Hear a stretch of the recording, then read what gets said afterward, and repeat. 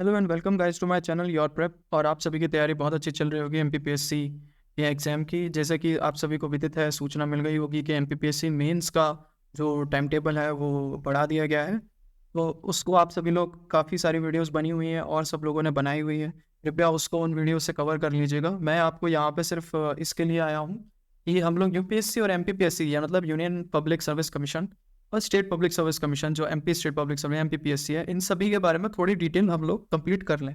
आपको याद रहे, मेरे सारे वीडियोस जो भी हैं आपको हर 2 मिनट, 3 मिनट, 4 मिनट, 5 मिनट, एक मिनट के अंतराल पर मिलेंगे। जब भी मैं डालूंगा तो एक मिनट के अंतराल पर डालूंगा जब भी डालूंगा। हाँ, एक चीज़ और, 2 मिनट तो नहीं, मतलब बोलते बोलते हो जाता है। एक चीज़ और, आप थोड़ा कोशिश कीजिए कि 1.5x पर सुने ताकि आपका जल्दी रिवाइज हो सके। लास्ट थिंग ये बोलनी है कि मैंने शुभम गुप्ता सर के सारे वीडियोस को कवर किया हुआ है, उनको नोट्स बनाए हैं और उसके बाद मैंने अच्छे से उनको अपडेट करके आपके सामने प्रेजेंट कर रहा हूँ। तो अगर कोई शुभम गुप्ता सर की वीडियोस देखता है तो वो इन वीडियोस को देख करके, मेरे इस वीडियो को देख करके नोट्स बना ले और सर की वीडियो को है ना एक रेफरेंस के तौर पे फास्ट ट्रैक में देखे, मतलब 2x पर सर की वीडियो को देख लो, मेरा 1.5x पे नोट करके जल्दी जल्दी देख लो। इसका पीडीएफ मैं नहीं दूंगा अनटिल जब तक मैं आपको पूरे वीडियोस पढ़ा के नहीं दे देता हूँ। इसका पीडीएफ आपको मेरे टेलीग्राम चैनल पर मिल जाएगा थोड़े दिनों बाद। इसकी लिंक मैं अपने टेलीग्राम चैनल के नीचे डाल दूंगा। तो हम अब शुरू करते हैं हमारा यूपीएससी। फर्स्ट थिंग तो लॉर्ड कॉर्नवालिस को father of civil services in India माना जाता है। टाइटन एक्ट 1853 में मकॉली कमेटी आई थी, रिकमेंड किया था कॉम्पिटेटिव एग्जाम होना चाहिए सिविल सर्वेंट्स का इन इंडिया। ठीक है।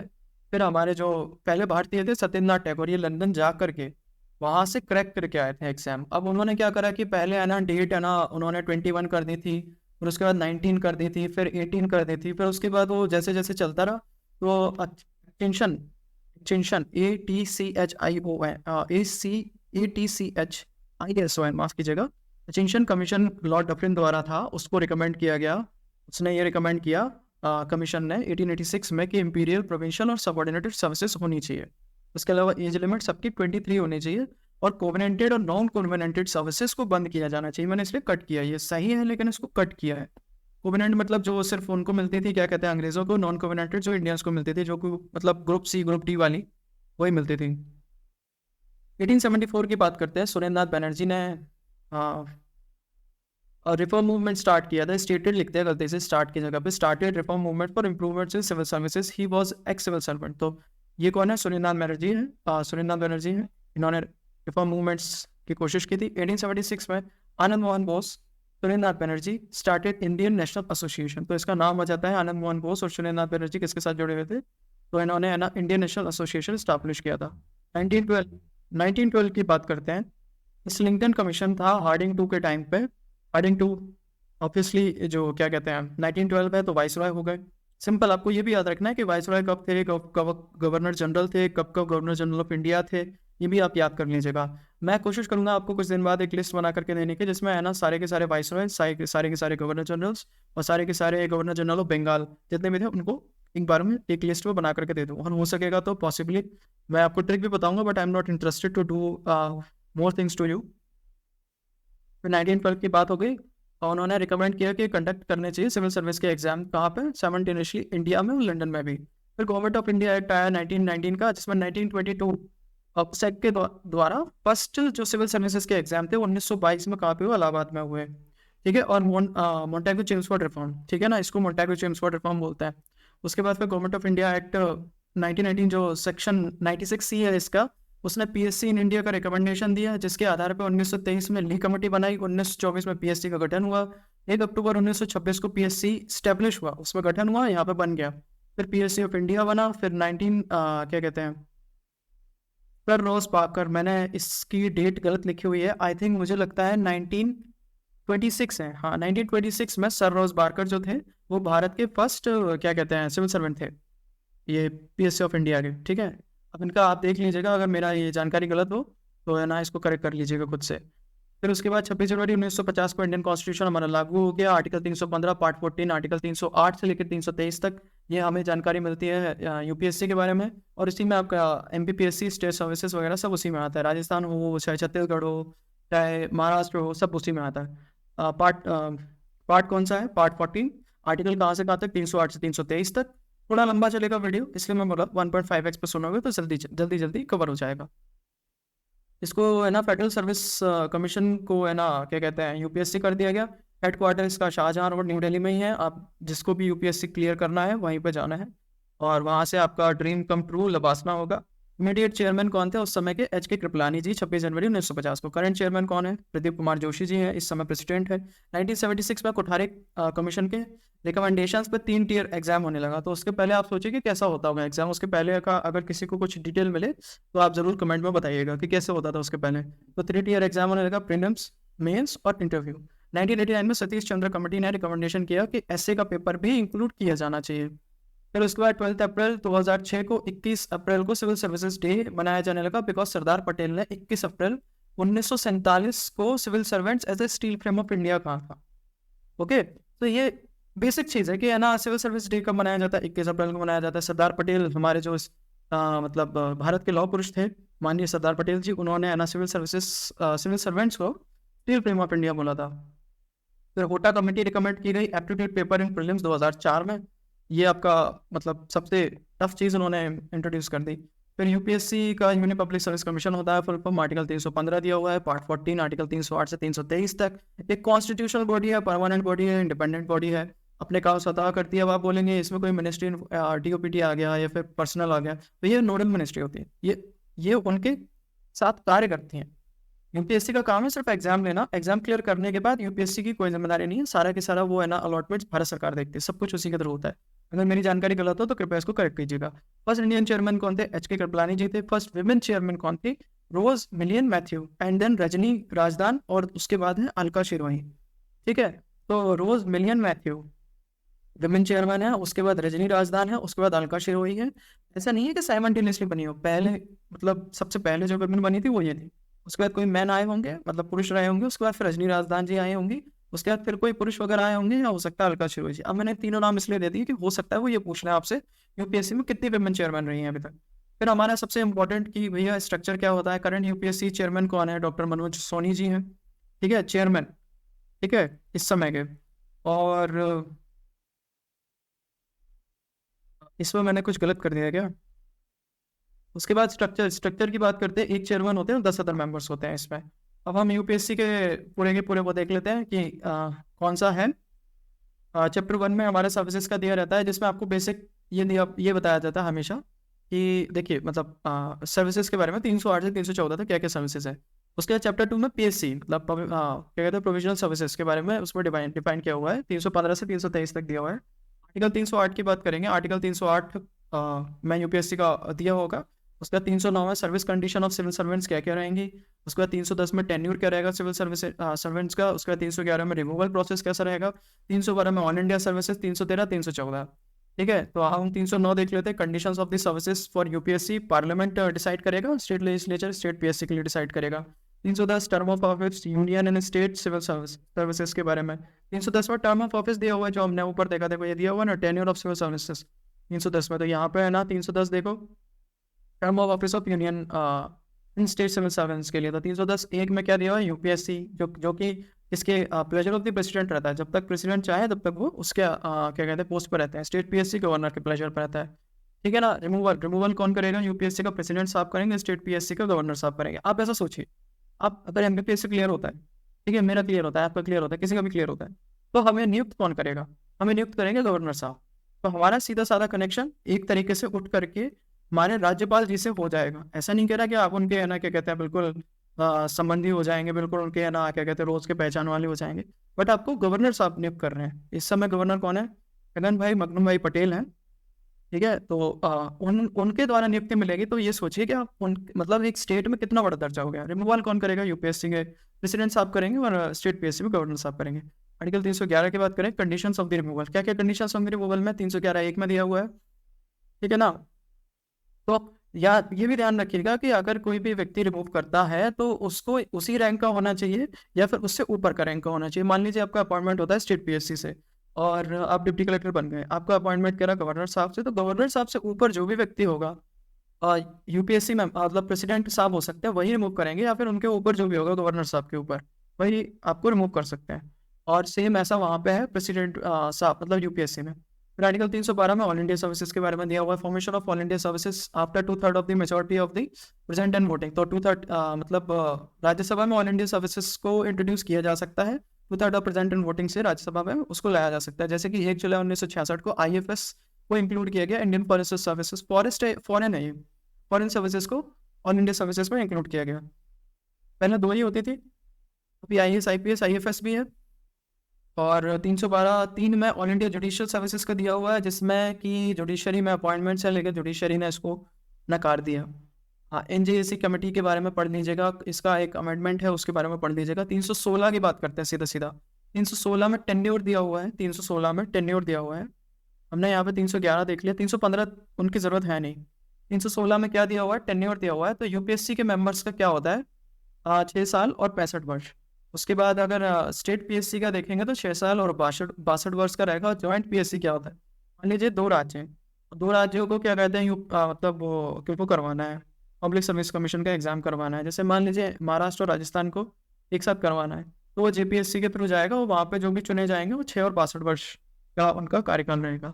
रेजिग्नेशन आप किसको देंगे, ऑब्वियसली जो नियुक्त करेगा प्रेसिडेंट साहब, क्या कहते हैं, आप रिजाइन दे देंगे तो प्रेसिडेंट साहब को, और JPSC वाले भी प्रेसिडेंट साहब को देंगे, ध्यान रखिएगा। APSC और UPSC वाले सिर्फ प्रेसिडेंट साहब को देंगे। SPSC मतलब स्टेट सर्विसेज वालों को रिजाइन किसको देना है, गवर्नर साहब को देना है। 316 की बात करते हैं आर्टिकल, मतलब आप उसमें दोबारा से अपॉइंट नहीं किए जा सकते। इसमें मैंने नंबर भी दिया हुआ है, 316(3) में दिया हुआ है ये बात, ठीक है। तो आप दोबारा से सेम पोजीशन के लिए अपॉइंट नहीं किए जा सकते। मान के चलिए कि आप है ना MPPSC में सेक्रेटरी बन गए हैं या फिर आप चेयरमैन बन गए हैं, तो आप दोबारा से, अगर आपका टेन्योर बचता है तो आप दोबारा से MPPSC के चेयरमैन नहीं बन सकते। आपको है ना UPSC का मेंबर बना दिया जाएगा, UPSC के 10 मेंबर्स में से एक बना दिया जाएगा। UPSC का चेयरमैन बन सकते हैं आप, लेकिन ये किसी और स्टेट के, अदर स्टेट के वो बन सकते हैं, मतलब चेयरमैन साहब, लेकिन वो नहीं बन सकते हैं। हाँ, इसके बाद हम बात करेंगे आर्टिकल 315 से 323 की। इसमें जो पब्लिक सर्विस कमीशन की बात करते हैं, सीधा सीधा बहुत सिंपल जल्दी जल्दी। 315 में स्टैब्लिशमेंट बताया PSC का, जिसमें UPSC JPSC SPSC आता है। वही 316 में अपॉइंटमेंट टर्म्स और रेजिग्नेशन दिया हुआ। 317 में process of removal of chairman and members, COM पढ़ रहा था, काउंसिल ऑफ मिनिस्टर पढ़ रहा था, उसके लिए माफ करना। इसमें रिमूवल का प्रोसेस बताया। 318 में terms and conditions of the chairman and member. 319 में रीअपॉइंटमेंट, किस तरीके से रीअपॉइंटमेंट होगा उनका। अब आप यहाँ पे कहेंगे यहाँ पर रीअपॉइंट नहीं किए जा सकते, अरे इनकी भी होती है कुछ रीअपॉइंटमेंट चीज़ें, वो देखना है, थोड़ा सा आगे देखिएगा। 319 की बात कर लेते हैं। 319 हो गया आपका। 320 की बात कर लेते हैं, फंक्शन क्या क्या होते हैं UPSC के, स्टेट PSC के। फिर 321 में power to extend public service commission, किसके पास पावर है कि इनको, इनकी कार्यवृत्ति को इनको एक्सटेंड किया जाए, इनकी पावर्स को, कौन के पास पावर है, ठीक है। और 322 में एक्सपेंसेस, खर्चा जो भी होगा UPSC का, वो कंसोलिडेटेड फंड ऑफ इंडिया में होगा, और स्टेट PSC का किस पे होता है, स्टेट कंसोलिडेटेड फंड पे होता है, ध्यान रखिएगा। UPSC का JPSC का कंसोलिडेटेड फंड पे जाएगा, और स्टेट वाले का स्टेट कंसोलिडेटेड फंड पे आएगा, राज्य की संचित नीति पे जाएगा। आर्टिकल 323 की बात करते हैं, रिपोर्ट ऑफ PSC। आप रिपोर्ट किसको करेंगे, पब्लिक सर्विस कमीशन होने के नाते। उसके बाद हम नीचे बात कर लेते हैं आर्टिकल 316 में अपॉइंटमेंट ऑफ APSC SPSC हमने डिसाइड कर लिया, प्रेसिडेंट साहब, और SPSC में governor. Half of the member should have at least, अब इसमें है ना 316 में यहाँ पे अपॉइंटमेंट ऑफ द चेयरमैन के बारे में दिया हुआ है, तो चेयरमैन साहब के बारे में जब करेंगे तो प्रेसिडेंट करेगा, लेकिन क्या कहते हैं, उनके जो मेंबर्स होंगे उनको एटलीस्ट 10 साल का, आधे मेंबर्स को कम से कम 10 साल का एक्सपीरियंस होना चाहिए किसी भी ऑल इंडिया सर्विस में, स्टेट गवर्नमेंट की सर्विसेज में। 316 एक की बात करते हैं, तो एक्टिंग जो होंगे चेयरमैन वो UPSC साहब, UPSC में सॉरी प्रेसिडेंट साहब नियुक्त करेंगे, और स्टेट PSC में गवर्नर साहब नियुक्त करेंगे। सिंपल है, बहुत सिंपल है, ज़्यादा रटने का नहीं है ऐसा, ठीक है। उसके बाद हम क्या थे, 316 है ना, मैंने अच्छा इधर से यहाँ पे 316 का टेन्योर पढ़ा दिया जल्दी से उधर, तो ये दोबारा से आपका आ गया, फिर से इसको देख लीजिएगा। 317 मतलब मैं उसको पढ़ा रहा था ऑल इंडिया सर्विसेज को, तो मैंने डायरेक्ट वहाँ से वहाँ स्विच कर दिया, 312 के बाद नीचे नहीं किया। फिर उसके बाद 317 की बात करेंगे, तो इसका 317 में रिमूवल है। UPSC JPSC और SPSC का तीनों का प्रेसिडेंट साहब के द्वारा है, ठीक है ना। स्क्रूटनी ऑफ सुप्रीम कोर्ट की स्क्रूटनी के बाद आर्टिकल 145 में बाइंडिंग एडवाइस है प्रेसिडेंट साहब के लिए। अगर प्रूवन मिसबिहेवियर हो जाता है किसी भी UPSC के व्यक्ति का, JPSC से चुने हुए व्यक्ति का, स्टेट PSC से चुने हुए व्यक्ति का, प्रेसिडेंट साहब ही रिमूव कर सकते हैं, इसमें गवर्नर साहब की कोई रोल नहीं है। इसके आधार पे, किस आधार पे, तो वो जब स्क्रूटनी हो जाएगी आर्टिकल 145 के अंडर में सुप्रीम कोर्ट की एडवाइस पे। 317 सस्पेंशन के बारे में बताता है, suspension during investigation only by the president UPSC में, और सस्पेंशन ऑफ SPSC में, जैसे कि देखिए रिमूव कौन करेगा, प्रेसिडेंट साहब। लेकिन अगर प्रेसिडेंट साहब तो वो रिमूवल की जगह पर मतलब उन्होंने कहा कि है ना आप इसको सस्पेंड कर दीजिए, तो वो किसके पास जाएगा? गवर्नर साहब के पास जाएगा।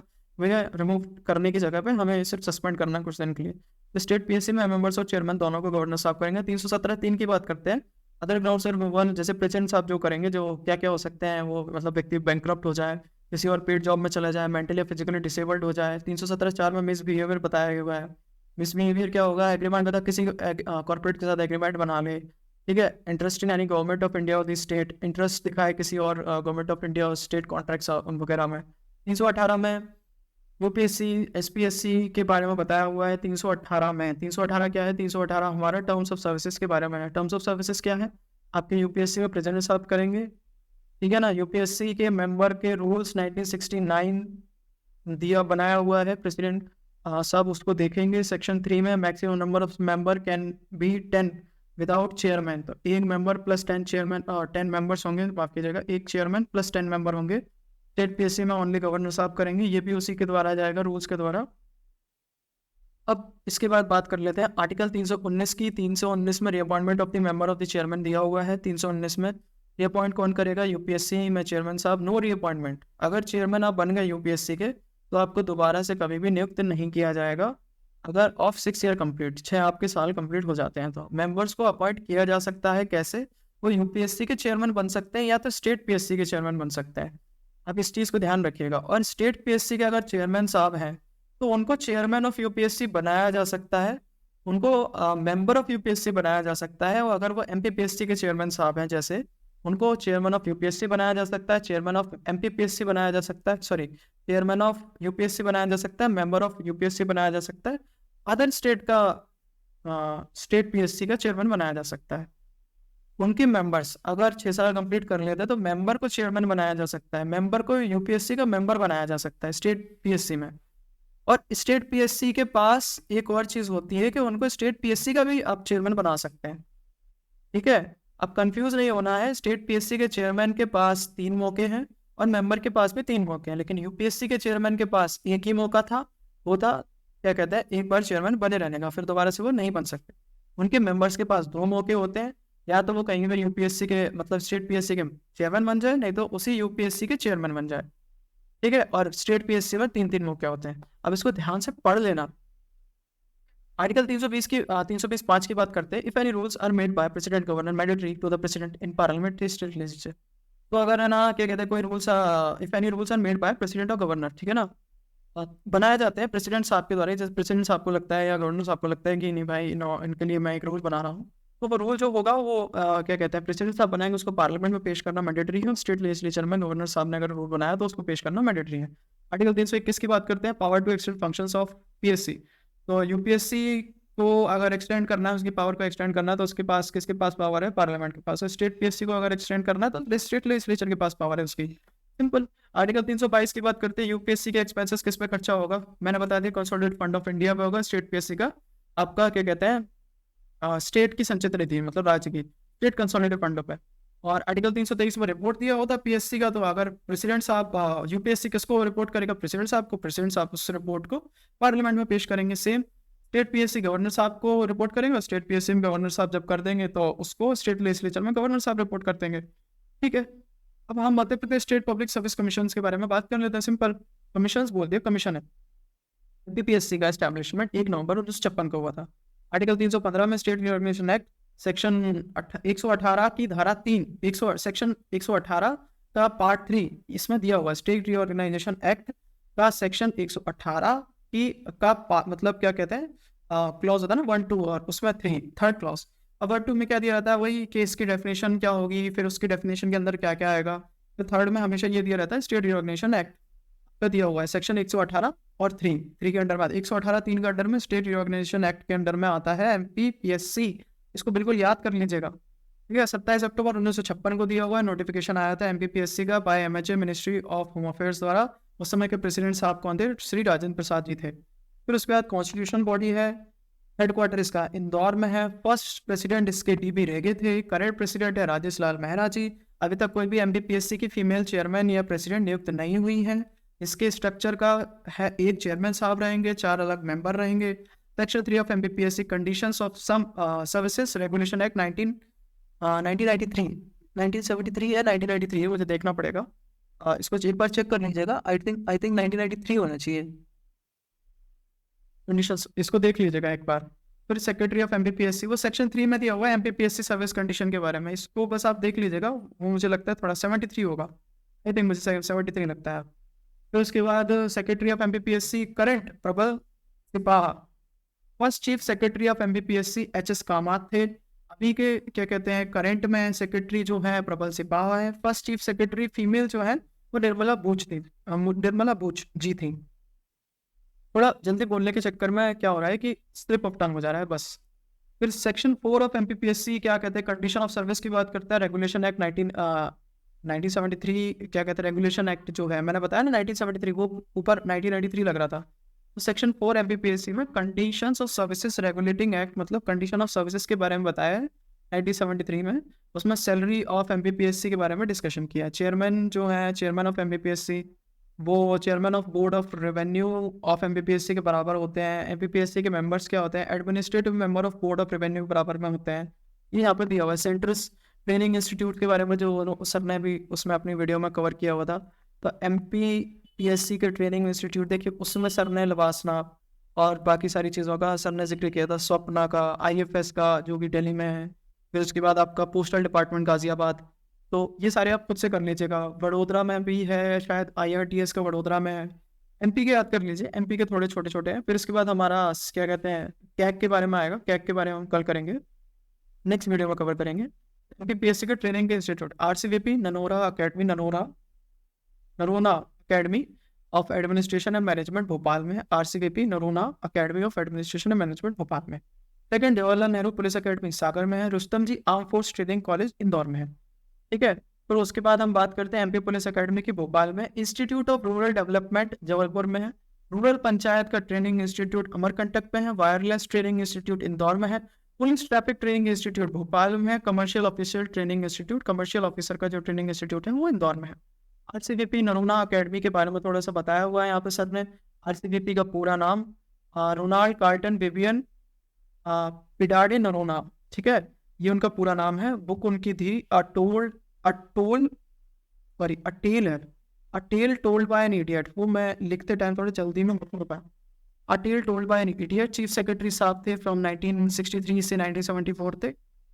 और by 41st constitutional amendment age limit of the chairman and members increase from 60 to 62 years तक। तो 60 से लेके 62 साल की क्या कहते हैं जब एज क्या कहते हैं बढ़ाई गई थी चेयरमैन और मेंबर्स की, तो वो 41st कॉन्स्टिट्यूशनल अमेंडमेंट एक्ट से बढ़ाई गई थी। इसी के साथ मैं आपको सब कहना चाहूँगा कि प्लीज़ थोड़ा जल्दी तैयारी करें, थोड़ा फास्ट पढ़ने की कोशिश करें, जल्दी से जल्दी इनके क्वेश्चन आंसर्स लगाएं। जय हिंद, जय भारत।